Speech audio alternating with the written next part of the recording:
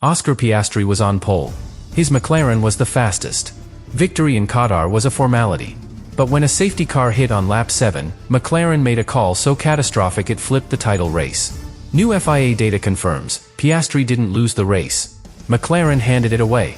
Subscribe now, because if this is how Qatar played out, Abu Dhabi will be explosive. Oscar Piastri arrived in Qatar carrying momentum, confidence, and arguably the best balanced car on the grid.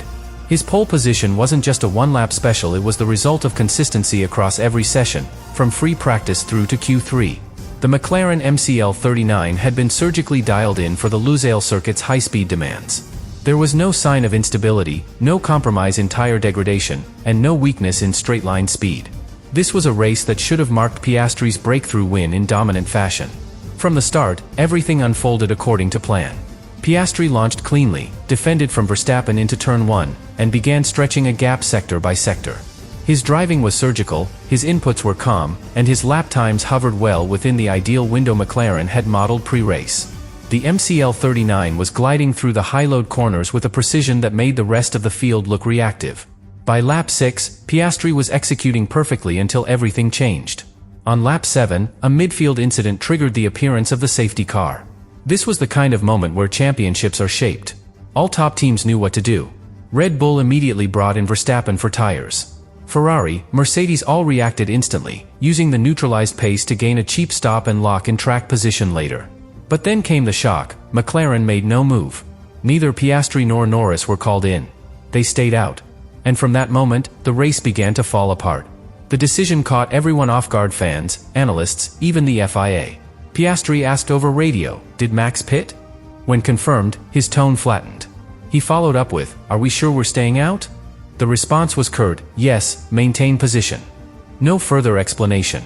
McLaren had committed to a strategy completely opposite from the rest of the field, despite overwhelming data showing that pitting under the safety car would save over 20 seconds of race time. Once the safety car period ended, Piastri resumed the lead, but now on older tires, with Verstappen behind on a much more efficient compound and cleaner air. Piastri's lap times remained strong, but the degradation curve was no longer on his side. By lap 15, his delta began to drop by 0.6 per lap. By lap 20, Verstappen had already gained enough cumulative time that even a flawless pit stop wouldn't return Piastri to the lead. The window had closed and McLaren had locked the door themselves. What makes this sequence devastating is that McLaren had the data. Their pre-race simulations, race control data, and live FIA projections all pointed to one route: stop during the caution and defend later. Every decision tree showed that staying out would only work if the safety car came again, which it didn't. Instead, McLaren bet against the math, and lost. The strategy wasn't unlucky. It was unforced. And it dismantled everything Piastri had built during the weekend. Now, with only one race left in the championship, the fallout is massive. Piastri finished second, yes, but it was a second built out of damage limitation, not race control. The trust between driver and pit wall took a hit. And as the FIA's post-race analysis now confirms, McLaren's decision didn't just cost them a win. It may have cost them the title.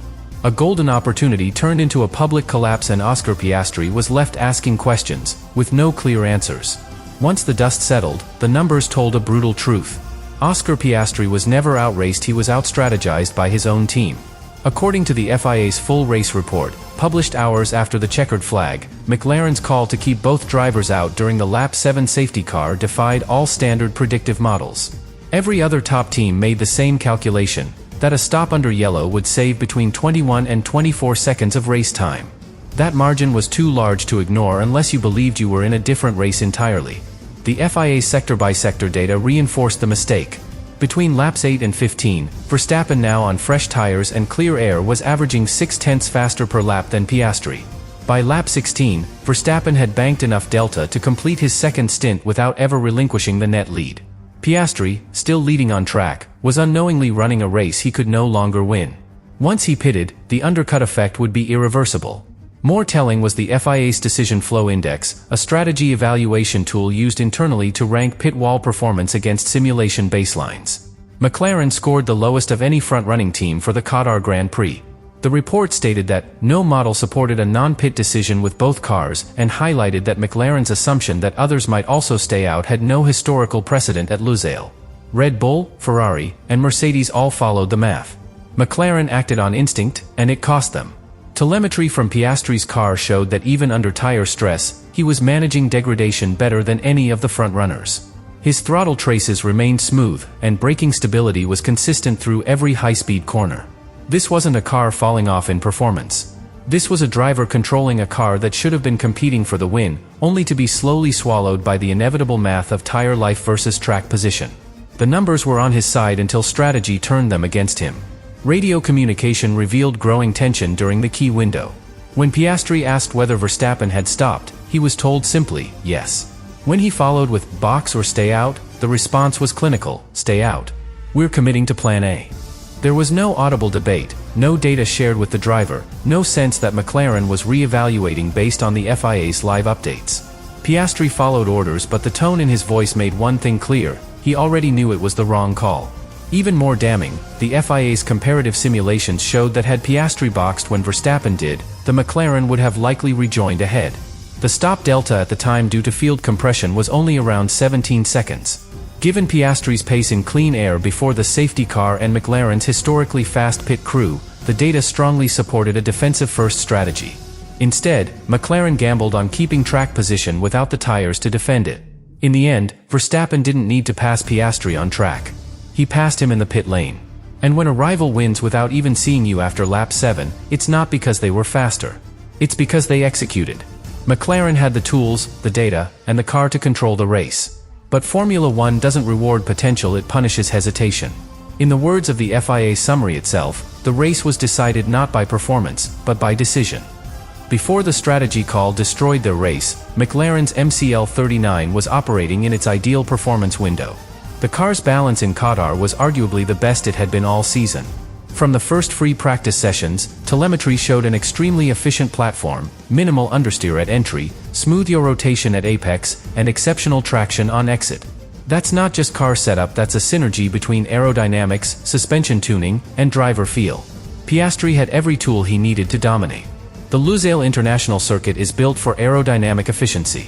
Its fast-flowing corners punish any weakness in downforce or instability in ride height.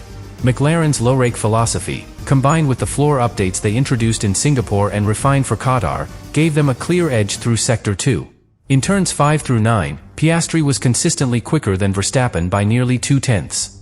The MCL39 wasn't just fast, it was surgically precise through the track's most technical zone. Mechanical grip played just as big a role. McLaren's rear suspension was tuned to absorb the high-frequency bumps of Lusail without disrupting corner entry or reducing traction on exit. This meant that Piastri could brake later, rotate more aggressively, and apply throttle earlier, especially critical through the off-camber corners where Red Bull's RB21 showed signs of instability. Onboard footage confirmed it. Piastri's car looked planted, while Verstappen often had to make mid-corner corrections. Then there was tire management, a critical piece of the puzzle in Qatar's abrasive desert surface.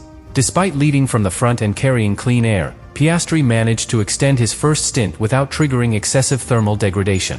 His tire temperatures, according to the post-race FIA data, remained within optimal range for a full 11 laps, 3 laps longer than Verstappen's stint on the same compound. That kind of control suggested McLaren had both setup and strategy in harmony.